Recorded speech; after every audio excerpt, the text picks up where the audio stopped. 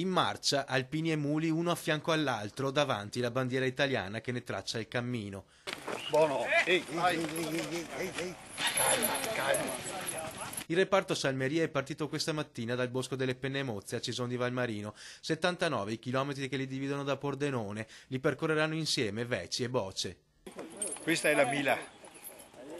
Una ventina coloro che sono partiti dalla vallata, ma molte altre penne nere da qui al Friuli si uniranno al gruppo. Insieme a loro il ricordo delle 2900 lapidi degli alpini che sono morti per la patria. Con loro vengono via anche tutti quelli che sono morti, quei ventenni che hanno lasciato tutta la provincia di Treviso, li portano a sfilare con noi alla donata di Pordenone. È un ricordo per quelli che hanno lasciato, che hanno dato la loro vita per tutti noi. Il passo dei muli è costante, sono animali tenaci e tra loro e il conducente, lo sconcio, si stabilisce un legame fortissimo. Sentiamo vicino quando respirano, quando si fermano, quando hanno i momenti di bizze anche loro, perché ce l'hanno anche loro, però è un'esperienza unica perché ci sentiamo portatori delle tradizioni dei nostri vecchi e quindi ci riempie di orgoglio sicuramente.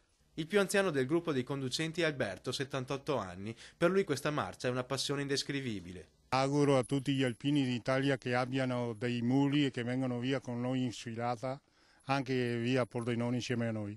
La prima giornata terminerà a Vittorio Veneto in Piazza del Popolo questa sera, ma per il rancio tutto il gruppo è ospite nella casa degli alpini del gruppo di Lago. Lì li aspetta una pausa, un'ombra, una pasta asciutta e una canzone insieme.